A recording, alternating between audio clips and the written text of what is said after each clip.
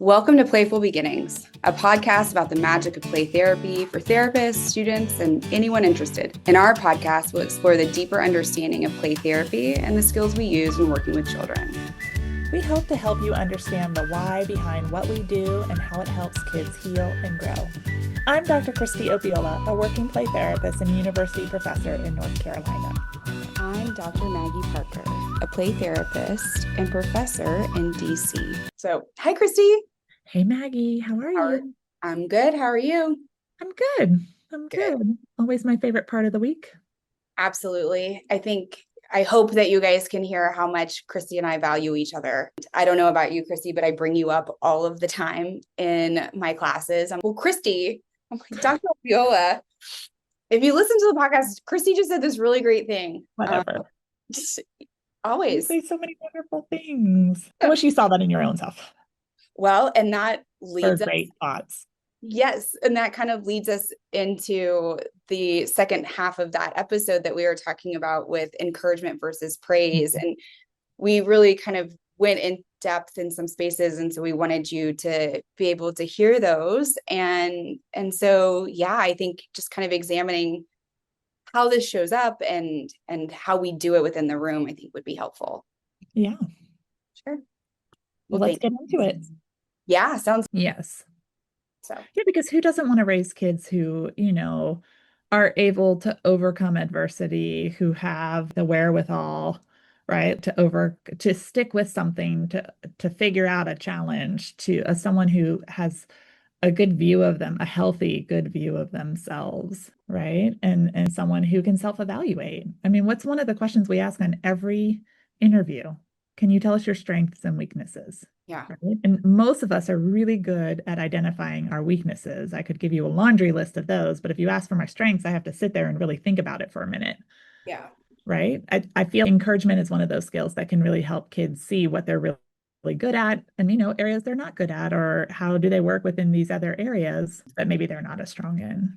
And I think it can be, when I'm thinking about kids and kids who are struggling, who, whether it be because of a systematic oppression or home life or trauma or whatever, just childhood in general, that we often hold them to very high standards and don't recognize some of the things that they're so innately good at and encourage them in that. And it can be very easy as a child, I think, to become hopeless if all you're doing is getting in trouble all of the time and getting kicked out of the classroom or getting C's over and over, as opposed to be, oh my gosh, I can tell you worked really hard on that. Yeah. And you look at where you got this and look at how you've shifted in this. And instead of harping on all of the things that they're doing wrong, finding what they're doing well and encouraging them in that space to help them build that growth mindset, to help them build that grit and tenacity and engagements, that they have that internal locus of, I am capable and I do have things that are worthy and important about me, and I am valuable and I bring something to the table. Yeah. I'm very passionate. You were. It's important. It is important. I was gonna say, one thing that I would say is that it's not always about what they're good at, it's what they're willing to put effort into. And so it really switches from being product focused, right? So even being good at something is a product. Right. To their process, right? Some of our top sports athletes knew they were good at something at a really early age, and they could choose not to put any effort into staying good, right? Because they're just accustomed to being good, but are really the ones that we look at as heroes and we look at as superstars continue to put effort into those tasks to stay at the top of the field, to stay at fine-tuning the craft that they're at. If that's an artist, if that's an athlete, if that's a teacher, if that's, an accountant, whatever it is, that we continue to put effort, that's where I think the sweet spot of encouragement is how do we continue to work at things, and how do we acknowledge the continuing to work at things instead of what we produce in the end. Absolutely.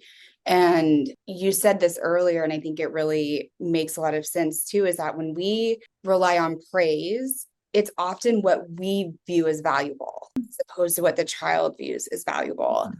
And so if you think about children, a lot of times it's what's valuable, behaving a certain way and being polite and agreeable, listening to the rules, doing well in school or doing well in sports. And inherently, sometimes I think, what was it? This was a really great reframe for me. I was struggling with one of my children and they were crying a lot and very strong willed, and both of them are. And I'm really struggling. And one of my friends, who's also a therapist, but not a play therapist, and she was, or you're raising a strong, independent child who knows their voice and is not willing to be gaslit. And it's such a reframe, right? So yes, it is hard as a parent, it is hard as a teacher, it is hard as a play therapist with a child who continues to test limits or wants Mhm. to do something or isn't, being pliable in the ways that we want them to. And there's inherently something valuable about that. Yeah. And that we don't want to shut that down. And I think so finding those little tidbits, I think, is really important and valuable for children. Yeah. And I think being able to acknowledge that you feel passionately about this, right, Mm-hmm. is a way to acknowledge their voice. Yeah. Yeah. And maybe those strong-willed moments of headbutting Yeah. You really know what you want to when do. you're working with kids. Yeah. Yeah. So then let's talk about the how. Okay. Does that, or do you have more that you want? I feel we've Mhm. kind of Danced gone around it a few times. gone global, but how is really, I think, being focused on what the child is doing, how they're engaging in the action, how they're experiencing it, and verbalizing it, and kind of being that you're saying the unsaid out loud, which can feel really strange sometimes, but you're really focused, you're working really hard on that, you're so proud of what you made, you are determined. All of those things are encouraging both their effort and their experience of their completion. You're really proud of what you made. You're really excited that you did that. You're so Mhm. excited you want to show me this. Yeah. Or even that idea of you chose to use a lot of colors, Yeah. right? And it's shifting Instead that of saying language that's a from, beautiful piece of art or I love, you're so smart. It's shifting language from judgment to observation. yep. I think that's, you're saying what you're observing out loud about their own Hmm. internal experiences, which is really what all of these skills are, Yeah. and but it's A lot really of back just, to this idea. yeah, really focused on it. Yeah. Not you're so smart. You figured it out. Yeah. I will say, as Maggie was talking, it reminds me when we were talking about reflective responding, right? A lot of encouragement statements also start with you, right? To Mm-hmm. help us focus on the child's action and internal experience. So we continue using those you statements instead of I see you or something like that, to simplify it so kids can really hear the message. Encouragement phrases also use you statements. You talked about effort and process or improvement, right? There's also, we sometimes use encouragement to talk about persistence, right? So you stuck with that, you figured it out, you never gave up, You kept right? going. That's another way for us to praise a child and really highlight the determination, the grit, and the tenacity a child has. Or we can also talk about how they overcome a challenge, right? You solve that problem yourself, or you aren't the type of kid who gives up here. And sometimes encouragement phrases can also sound similar to self-esteem building responses because they do work in tandem with each They other. do. Just to let people know. So if someone's like, that one sounds more like a self-esteem, we sometimes can use them interchangeably here. Absolutely. I think that's a really big thing that's hard to, especially for beginning therapists, is I see you tried hard, or I see you, and it's nope, just cut out that I see. You are this. And it's true, you are seeing that, right? And your nonverbal skills are telling them that you're seeing that. You don't need to announce that you see it because sometimes for kids, the message they hear is it's about you and not about me. And what we want them to hear is that we're really focusing the attention on their internal messaging here. So, right, if we put that little qualifier of I see you, Mm-hmm. it almost makes it once more removed. It's harder for them to internalize it. So just scratching the can be Mm-hmm. really helpful. Yeah. And Yeah. I think it can sometimes in the room when they're I made you a picture. Oh, you worked so hard on that. And you do it. Oh, you really worked hard on that. You're really proud of what you made. And Yeah. that can be, like, do you get? And this is sometimes where I go into you used a lot of colors, you put some stuff over. So I don't necessarily describe that I won't state that I get, but I'm highlighting how they created it and the effort that they put into it for them to see, oh, you're right, this is a really great drawing. Look at all the things I did. That they're be doing the final evaluation of what they created. Yeah. And I think that, I think it's sometimes strange for kids too. I was thinking there's a developmental thing, but older kids, just as much as younger kids, want that approval. And so they may ask you, no, but do you get? And sometimes they'll say, you really want to know if I get. And it's important that, I care more about that you worked hard on that. You seem really proud of it and you are really excited about what you did and trying to kind of, because the importance is more on them. I don't, it, whether I like it or not, you could, I'm trying to think of something silly, draw a big thing of poop. Do you get? You are really proud of what you made. You think that's really funny. Yeah. What I think else? another time that encouragement can be identified is kind of that acknowledging contribution of what's happening. And so, or assets, or how to acknowledge our appreciation for kids. And so, you know, that might sound something you've solved that yourself. Or no, that's sorry, that's overcoming challenges. But contributions would be instead of saying you're so helpful, which is actually a praise because I'm deciding the helpfulness, just that that was very helpful. Like, Mhm. taking it and making it a more generalized statement than a more personalized Yeah. statement that puts your value Like in it, you're helping. or that was thoughtful, right? Mhm. For you to whatever task they did in their contribution. And I think that how it can apply, the ways in which we're describing how it can apply within the classroom and at home too. Mhm. Of, oh, you wanted to help me do this. You're Mhm. really proud of what you did. And acknowledging too. So go ahead. No, I was just going to say, even that they saw that something wasn't getting done and they stepped up to do it. And then identifying how they stepped up to help a peer, you as the teacher, a classmate, their sibling at home or in the playroom, that they see something and they fix it or they solve it. Often in the classroom, we give prizes for that. And I get Mhm. that. But also just acknowledging how hard that they worked on that and how important that was is valuable.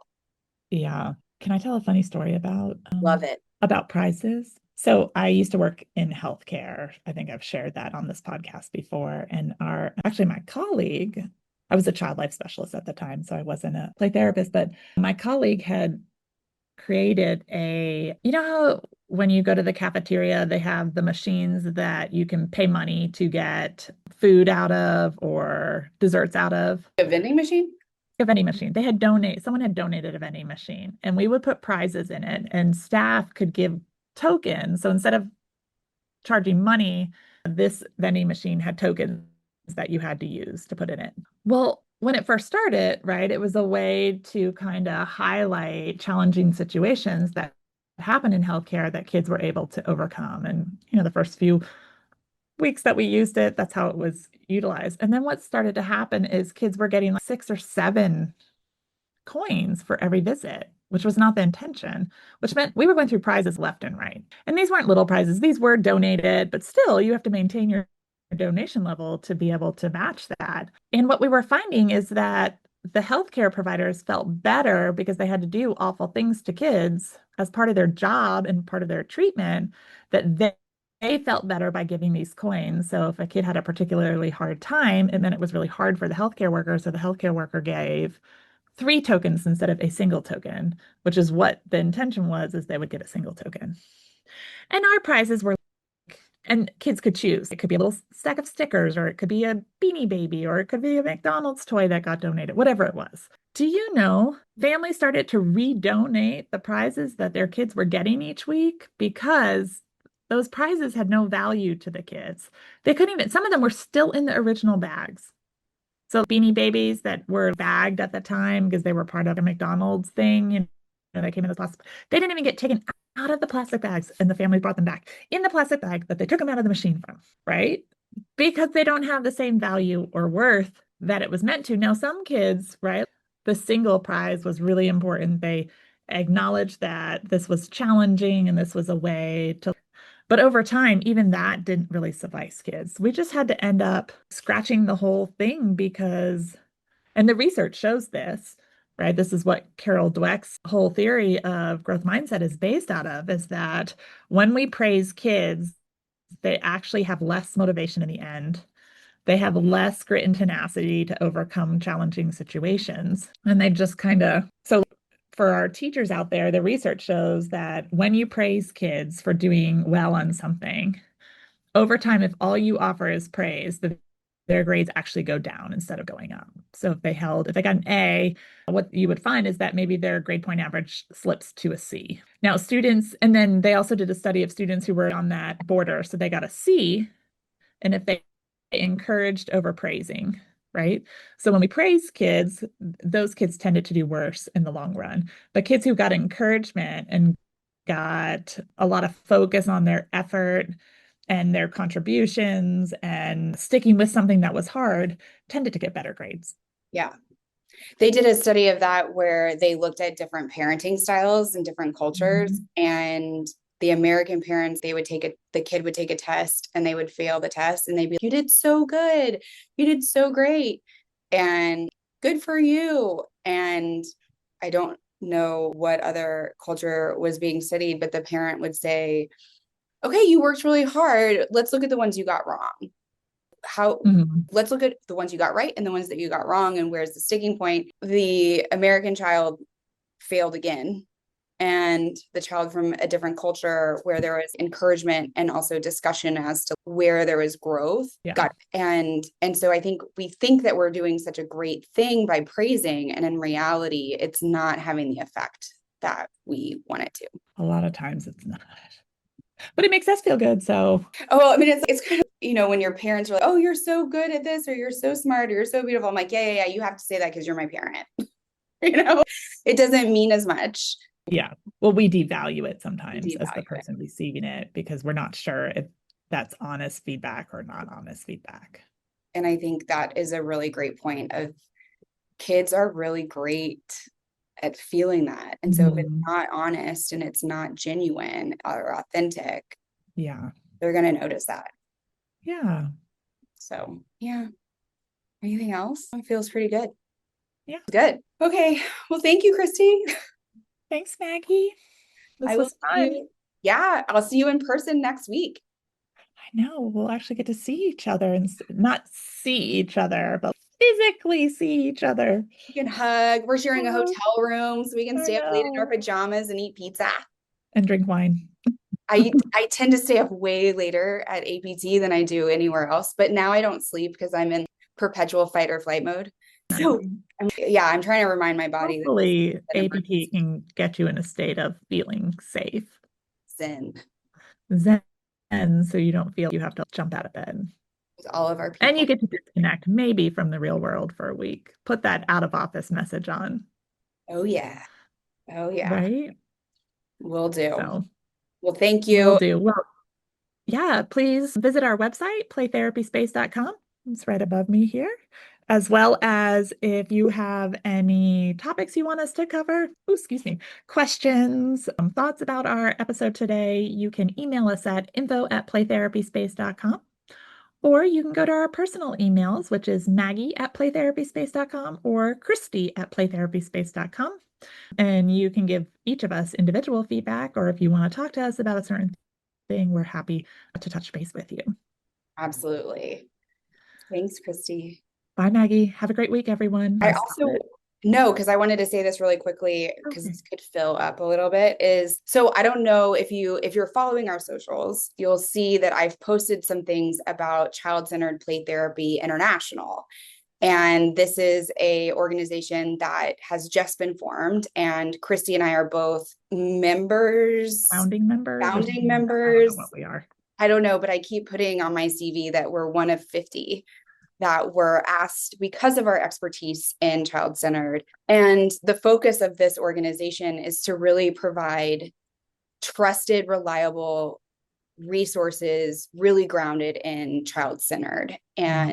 And so we hope that you will look into that. It's something that we're really excited to be a part of. And I'm honored that I was asked to be a part of it. I think that Thank you. means a big deal that we're a part of that. And so you can look to them also for trusted resources and ways in which to understand. And it's a curated group of people with a really extensive knowledge of child-centered. Yeah. And if you are interested in the organization, I believe you can apply to be a member as well. I think that is in development right now. So stay tuned to see how you can get linked in. I know for me, one of the reasons I chose to be a part of it was not just because I was honored to be asked, but I really feel passionate. It's important for myself and I think others to have a community where they're with people who value the same thing you do. And to keep myself abreast and on top of child-centered, if it's research, if it's content, whatever it is, this organization is working to put that material out into the world so people have reliable resources. We hope this podcast is one of them, but as well, that could be a second or another resource for you. So please be on the lookout for it. Go to their website. It just launched last week. Yeah. And so it's now public to everyone. Yeah. And I think what I really appreciate about it is the international focus, because it's important for us to recognize that there are going to be cultural nuances and differences, and how do we engage in a way that is culturally reflexive and responsive. And I really value that piece. And so there are several, it is an international organization where I'm not on the governing council, but it seems that's a very large focus, is we're wanting to recognize the cross-cultural implications and adaptations that might be necessary to something that we all really truly believe in, and try to give to others. So yeah. There's also the Play Therapy International Consortium too, right. that links international play therapy associations together. That's another great, if you're really interested in international work, that's another resource to look into. So Yeah, there's lots of great resources out there right now for play therapy. absolutely. Well, yeah, thank you. Thanks. Yeah. Bye. Now I gotta stop. I don't even know where the recording video is. It's hidden on my